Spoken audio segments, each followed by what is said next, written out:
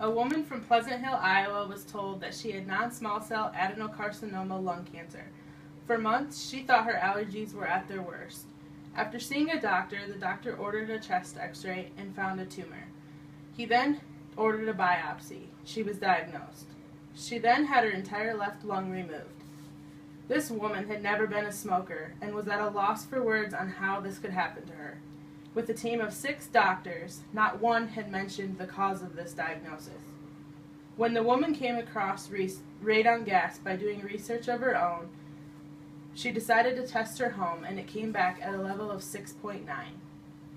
To understand radon gas and its effects, we must inform more than we have in the past and do all we can to help decrease the number of diagnosis cases that come from radon. Radon is a colorless, odorless radioactive gas that forms naturally from the breakdown of radioactive elements found in the soil and rock worldwide. Radon gas is in the soil and rock, and it moves into the air and water up to the surface.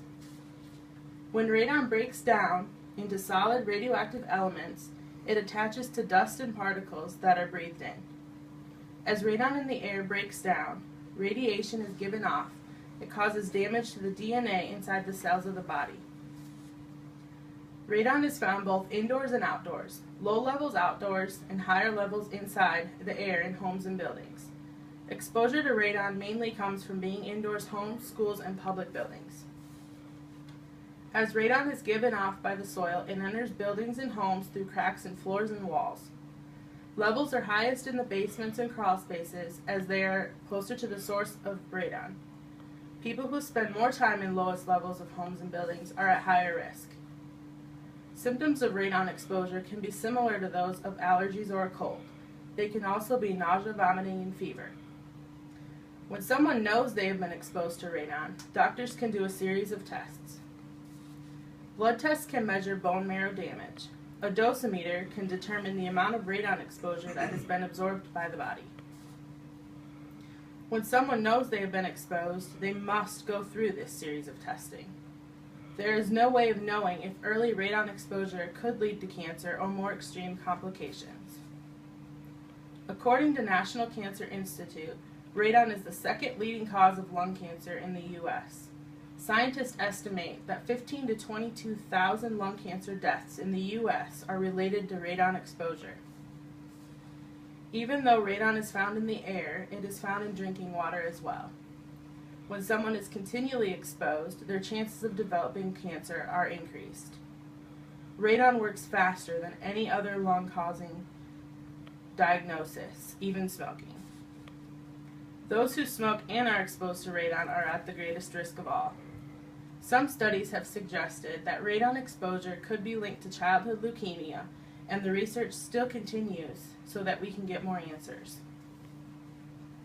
The easiest way to test for radon in homes is by buying a radon test kit and setting it up yourself. Do-it-yourself kits are available online and at certain hardware stores. They are to be hung in the lowest level of your home for several days. Once that time is up, they are packaged up and mailed to the lab where they are tested. Your results are then sent to you. Any level above 4 is the need for action in order to protect those in your home from exposure. In most U.S. homes, a level of 4 is considered acceptable. Radon is measured by units of radioactivity. As the levels increase, the amount of disintegrated radon into the air per minute increases as well. If a home has been tested and the results show levels higher than 4, even after a retest, there is a need for a decrease in exposure. The way to decrease exposure in homes is through a mitigation system. Mitigation is a system put in the lowest level of a house that consists of piping. The piping goes into the ground and goes straight through the roof. The system has a quiet fan that pulls radon through the cracks in the ground up through the pipes. In the U.S., there are 3 zones of radon exposure. Iowa is located in Zone 1. Zone 1 indicates the highest potential for elevated levels of radon gas in the country. The average amount of indoor radon exposure in Iowa is a level 8.5, which is 6 times more than any other area in the country. Iowa leads the country in homes with the highest level of radon gas present.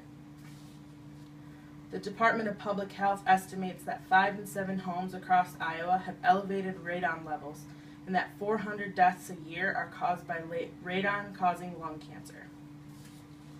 Testing homes for radon exposure and becoming more educated on this silent killing gas can be such an advantage, especially to those in the Midwest.